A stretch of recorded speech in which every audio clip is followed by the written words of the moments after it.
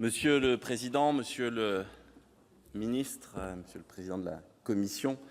je salue collègue Agnès Canayer, rapporteure, pour tout le travail qu'elle a effectué sur ce texte.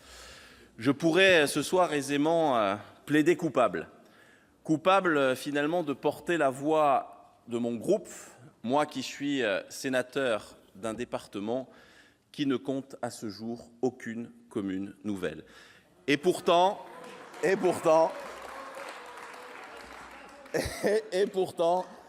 loin de moi l'idée de me sentir coupable. Loin de moi cette idée, car finalement, et nombreux sont les orateurs qui, avant moi, l'ont rappelé, à commencer par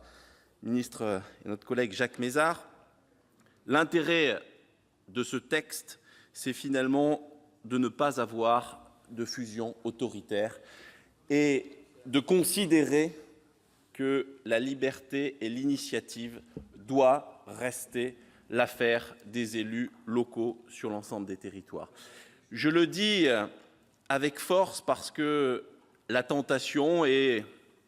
quelques échos, quelques bruits, parfois même quelques esquisses de rapports, nous laisseraient à penser, à imaginer que la commune de demain serait une commune qui ne pourrait être inférieure à un certain seuil, à une certaine démographie.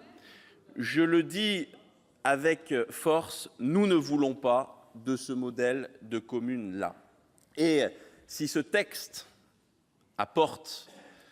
des avancées, si ce texte a un intérêt, c'est d'épouser finalement la philosophie de la loi Pélissard, entre guillemets, qui nous invite et qui pose ce principe fondamental de liberté laissée aux élus sur les territoires de se constituer ou non en commune nouvelle. Et finalement, Monsieur le Ministre, l'intérêt,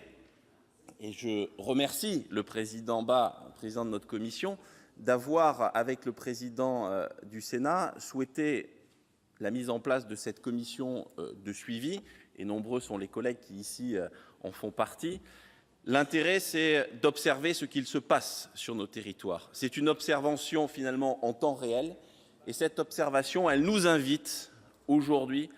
à regarder les choses avec lucidité, à réaffirmer ce que j'évoquais, c'est-à-dire que la liberté de choix doit rester aux élus. Et surtout de faire en sorte que les communes nouvelles, que le fait générateur des communes nouvelles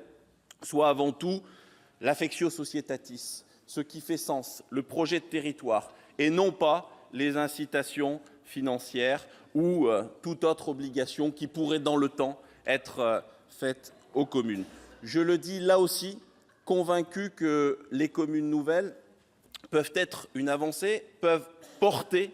une part de l'esprit communal, mais que les dérogations que porte ce texte doivent clairement se limiter pour un retour progressif au droit commun, parce que je le dis, et je sais que c'est quelque chose que nous partageons avec la rapporteure, nous ne souhaitons pas un système hybride, comme le disait notre collègue Kerrouche. Je ne sais pas si c'est là la doctrine d'Arnaud. En tout cas, c'est une conviction à laquelle je crois fortement. La commune doit rester la commune. Il n'y a pas de modèle hybride, il n'y a pas de dérogation dans le temps. Et je le dis avec force, nous souhaitons que ce texte se borne à 2026 pour revenir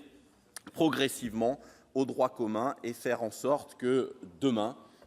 les communes nouvelles soient de réelles communes, des communes qui finalement ressembleront à l'ensemble de celles qui ont choisi de demeurer, parce qu'il n'y a pas finalement de bon ou de mauvais modèle, il y a la volonté pour nous, législateurs, de préserver le rôle de la commune. Et je crois qu'aujourd'hui, tout nous invite, et si nous avons souhaité intituler ce rapport « Revitalisons l'échelon communal et la commune », c'est qu'aujourd'hui, tout nous invite, et là encore, les uns et les autres l'ont rappelé,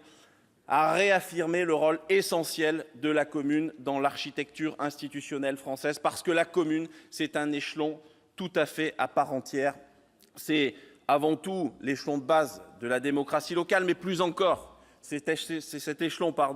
de proximité, c'est ce lien finalement